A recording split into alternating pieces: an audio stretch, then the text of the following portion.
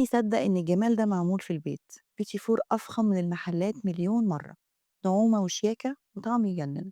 النهاردة في مطبخ وديدة هنكسر كل القواعد وهقول لكم إزاي بعجينة واحدة تطلعي الأشكال دي وتبهري الكل من غير ما العجينة تنشف منك أو تفرش في الفرن. سر القوام المظبوط واللون اللي بيفتح النفس هتلاقيه هنا وبس. يلا بينا نبدأ. لو أول مرة تنوروني في المطبخ وديدة، يسعدني جدا انضمامكم لعيلتنا بالاشتراك، وكلامكم الحلو في التعليقات هو اللي بيديني طاقة أكمل وأقدم ليكم كل جديد. تعالوا نشوف. أول حاجة إحنا معانا 800 جرام زبدة، مش كانت بره، يعني ساقعة، كانت في التلاجة. هنحط ال 800 جرام كده في المضرب البيض ده. إحنا دول أربعة، كل واحدة 200 جرام، فبالظبط هما 800. هندورهم كده شوية لحد ما يسيحوا شوية، شوية كده يسيحوا، وبعد كده هنبدأ نحط عليهم السكر. إحنا معانا كوبايتين إلا ربع سكر بودر، فلمّا يتضربوا شوية الزبدة تتضرب شوية، هنبدأ نحط كوباية، ولمّا كلّها تدخل في الزبدة هنبدأ ننزّل الكوباية إلا ربع التانيين. ويا ريت تشتري السكر من برّه أو تطحنيه في البيت كويس أوي. المفروض السكر يكون ناعم جدًا، وده بر ده ده ده سر مهم جدًا. عشان يبقى دايب أوي وناعم، لازم السكر، حبيبات السكر ما تكونش باينة أصلًا، يكون ناعم جدًا زي الدقيق كده، ما يكونش فيه أي ملمس خِشَن. لو تعرفي تعمليه كده يبقى يا ريت، مش ما فيش تطحنيه أوي كده يبقى تشتريه جاهز. إحنا نزّلنا الكوبايتين إلا ربع سكر، وهنسيبهم بقى يتضربوا كويس جدًا 10 دقايق كده والّا حاجة، لحد ما نشوف إن القوام بتاعها بقى زي الكريم شانتيه كده. بس كل شوية ناخد الطروف كده زي ما أنتم شايفين بمعلقة أو بأي حاجة، ناخد الطروف وندخّلها كده في النُص، عشان بيبقى في الطروف لسه في سُكّر، لسه في زبدة، ما أخدتش الvolume بتاع الضرب يعني. فإحنا لازم ندخّلهم كلّهم جوّه بالشكل اللي أنتم شايفينه ده. كل شوية كده، كل دقيقة أو دقيقتين بندخّلهم لحد ما كلّهم يبقوا متجانسين مع بعض وكلّهم يبقوا زي بعض. شايفين القوام بقى زي الكريم شانتيه إزاي متماسك؟ هو ده اللي أنا عايزاه حاليًا. لسه هنحط البيض وهاقول لكم بعد كده هيبقى عامل إزاي. إحنا معانا 4 بيضات، هناخد بيضتين كاملين و2 صفار بيض. دي أول بيضة بنحطها. إحنا مش بنحط البيض كل مرة واحدة، إحنا بنحط بيضة، بيضة، وأول ما تختفي في الخلطة دي بنبدأ إن إحنا نحط البيضة التانية. طالما إحنا حطينا بيض فلازم طبعًا هنحط فانيليا. إحنا معانا نُص معلقة أو معلقة، معلقة صغيرة فانيليا السايلة دي، أو 4 أكياس. فإحنا هنحط اللي عندكم يعني المتوفر. دخّلنا أول بيضة وخلصت، اختفت، دخّلنا التانية واختفت، فهنبدأ بقى إن إحنا ندخّل الاتنين التانيين دول صفار بس. بس هو وأنا بافتحها الصفار اتفتح عادي، بس هو صفار من غير بياض. 2 بيضة كاملة و2 صفار بيض. ليه إحنا بننزّل بيضة، بيضة ومش كلّهم مع بعض؟ لإن لو نزّلنا البيض كلّه مع بعض هيفُك، فإحنا عايزين القوام يبقى متجانس ما يفُكِّش. البيض ممكن يخلّيه يفُك، يفصل يعني. فإحنا بننزّلها بيضة، بيضة تختفي وننزّل التانية. زي ما أنتم شايفين أهو. بُصّي القوام بقى عامل إزاي، ناعم أكتر وبقى هايش أكتر، بقى آخد volume أكتر أوي، وهو ده اللي بيخلّيه طعمه حلو وناعم جدًا. تمام. فلازم يكون بالشكل ده، ولازم يتضرب جامد أوي كده. يعني هو باضرب تقريبًا بقى لي تقريبًا 15 دقيقة. فإحنا دلوقتي هنبدأ إن إحنا ننخل الدقيق. إحنا معانا كيلو دقيق، إحنا مقدار كيلو دقيق نخلناه طبعًا عشان ندخّل فيه الهوا، وهنبدأ ننزّل فيه الخلطة اللي إحنا عملناها دي إلا معلقتين. وبعد شوية هاقول لكم إحنا ليه سِبنا المعلقتين دول. هنركنهم على جنب. المعلقتين دول هُم تقريبًا معلقتين، هنسيبهم على جنب ونبدأ بقى إن إحنا ندخّل الدقيق في كل ده. مش بإيدينا كلّها، بصوابعنا كده، وبرضه ده مش هينفع في المضرب البيض، مش هينفع، لازم بإيدينا عشان نبقى إيه، آمم أهدى شوية، مش ضرب جامد. إحنا بندخّل بس مش بنعجن. كده إحنا دخّلنا كلّه مع بعضه بالشكل ده، بقى اتلمِّت وبقت طرية وناعمة جدًا، عجينة طرية وناعمة أوي زي ما أنتم شايفينها كده. هنبدأ بقى نقسّمها. إحنا المفروض بنقسّمها نُصّين، عشان نُص أبيض ونُص شوكولاتة. إحنا هنا في البيت بنحبها أكتر بالشوكولاتة، فأنا قسّمتها تِلت وتِلتين. التِلت واحد هيبقى أبيض والتِلتين شوكولاتة.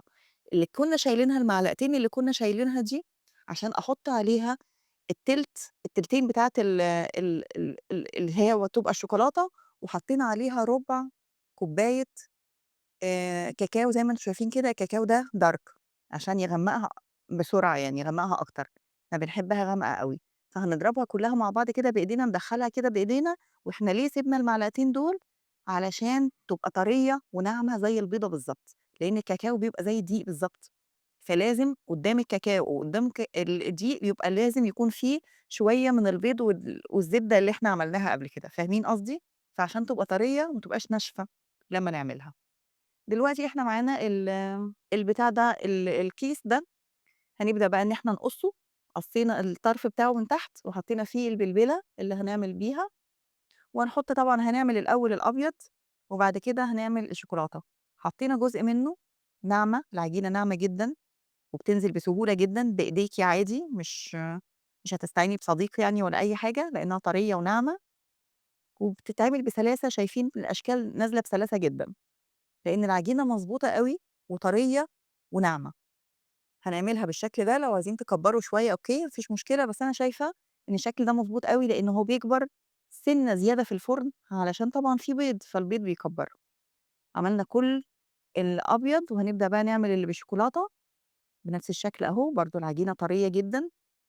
الجزء اللي أنا شِلت منّه المعلقتين دول مهم أوي إن أنتِ تعمليه، لإن دايمًا بتاع الشوكولاتة بينشف، لإن بنحُط بعد ما بنعمل كُلّه، بنحُط كل الخلطة، بنحُط الكاكاو فبينشف، فإحنا عايزين نشيل جزء منها معلقتين كده، عشان لمّا نحُط الكاكاو تبقى نفس النعومة بتاعة الأبيض بالضبط، آخدة نفس النعومة والطراوة بتاعة الأبيض، فاهمين قصدي؟ فإحنا عملنا أهو، وهندخّلها بقى الفرن على طول، ما بتقعدش، بتقعد قليل جدًا في الفرن تقريبًا 7، 8 دقايق، على حسب طبعًا كل فرن، أنا باتكلم على الفرن بتاعي، وهتطلع بالشكل ده، زادت بسيط أوي، لإن طبعًا في بيض، فلازم إن هو يزيد، أهي الأشكال زادت قليل على ما حطيتها علشان البيض طبعًا بيزوّد. كده إحنا خلّصنا كل المقدار بتاعنا، أهي الأبيض والبُني، أنا قُلت لكم إن إحنا عملنا البُني أكتر عشان إحنا بنفضّل البُني أكتر، خلّصنا كل الكمية أهي، بُصّوا شكله مضبوط إزاي وأخد سِوَى حلو جدًا، والشكل ما راحش ولا حاجة، ومن تحت مستوي ومن فوق شكله حلو جدًا، واللي بالقُمع على فكرة عن تجربة، اللي بالقُمع أسهل كتير عن اللي بالمكبس، أسهل وأسرع، فللمبتدئين اللي عايزين يعملوا البيتي فور أنصحهم إنهم يعملوا أول حاجة بالقُمع لإنه أسهل كتير من المكبس. ده الأبيض برضه أخد سِوَى حلو جدًا، والأشكال حلوة أوي، ما راحتش ولا حاجة، وزي ما أنتم شايفين كبرت بسيط جدًا عن ما كنت عاملاه، يعني قليل جدًا، وده الطبيعي عشان البيض. فهنبدأ بقى إن إحنا دلوقتي نلزّقه في بعض ونعمل الأشكال بتاعتنا. إحنا عندنا فستق وعندنا جوز هند وعندنا chocolate chips وعندنا شوكولاتة بيضا وعندنا شوكولاتة بُني مسيّحينهم والفورماسيل ملوِّن ومربى. هنعمل بكذا شكل وأنتم براحتكم بتختاروا يا إمّا الأشكال كلّها يا إمّا شكل 2 زي ما أنتم عايزين. أنا عاملة 7 أشكال وأنا حبّيت أعمل أشكال كتير عشان أنتم تختاروا اللي أنتم عايزينه. أنا لزّقت بمربى في النُص وحطّيت فستق، وهنا هاحط مربى في النُص هالزّق بمربى أهو، وهاحط بعد المربى أهو مربى، وبعد كده جوز هند برضه مربى، دي حاجة ترجع لكم بقى التزويق ده براحتكم خالص، أو جوز هند، عملت بجوز هند وفستق، ودي بالفورماسيل الملوِّن، وعملت كمان بالفورماسيل أهو الشوكولاتة، عملت لكم 7 أشكال تختاروا اللي أنتم عايزينه، وده بالchocolate chips ودي بشوكولاتة بالحليب. شكلها برضه حلو أوي وطعمها بيبقى يجنن، وده بالفورماسيل الملوِّن، كُلّه في النُص يا إمّا مربى بيتلزّق يا إمّا مربى يا إمّا الشوكولاتة. دي الأشكال اللي إحنا عملناها، عملنا 7 أشكال تختاروا منّه اللي أنتم عايزينه، شكل، 2، 3 كلّهم. أنا حبّيت أنوّع بس في الأشكال عشان أرضي جميع الأذواق، وتشوفوا أنتم عايزين تشكّلوا وتلعبوا بقى بالشغل ده إزاي، بس شايفين الشكل عامل إزاي؟ ولا أفخم حلواني، شكل والطعم حكاية، تحفة. شكلهم حلو جدًا، جدًا، وطعمهم كان نِفْسي أوي تدوقوا والله، تحفة، جميل أوي. بُص اللي بالفستق، وعملنا كمان ما عملتش الشكل ده قدّامكم بس عملته مع نَفْسي، اللي هو كُلّه فيه مُربّى أيوه ده، فيه مُربّى فيه قصدي شوكولاتة في النُص، ومن فوق كمان شوكولاتة، وده برضه أهو، كُلّه على بعضه من فوق بيبقى غني أوي، يعني تاخدي القطعة طعمها غني جدًا، بس أنا عن نَفْسي على فكرة باحب اللي فيه مُربّى في النُص وفستق أو مُربّى في النُص وجوز هند، بالنسبة لي دول أحلى 2، بس الباقيين برضه ليهم ناسهم، يعني ليهم ناس بتاكلهم، دي بالشوكولاتة البيضا والشوكولاتة البني أهو، ودي بالشوكولاتة اللي بالحليب، بتدّي برضه طعم يجنّن. الناس اللي بتحب الشوكولاتة هتعجبهم أوي، ودي اللي بالchocolate chips هتعجبهم أوي الحاجات دي، لإن القطمة منها شوكولاتة كتير، طعم شوكولاتة يجنّن، ده بالفورماسيل الملوِّن. اختاروا بقى وشوفوا وعيشوا واعملوا اللي أنتم عايزينه بالأشكال اللي أنتم شُفتوها دي، اختاروا أي شكل منهم واعملوه، أو اختاروهم كلّهم براحتكم. البيتي فور دايمًا هو شياكة العيد، زمان كُنّا بنستنى اللحظة دي اللي بتجمّع فيها العيلة كلّها علشان نزيّن بشوكولاتة والمربى، وكانت اللمة دي هي اللي بتحلّي الأكلة وبتدّيها طعم تاني.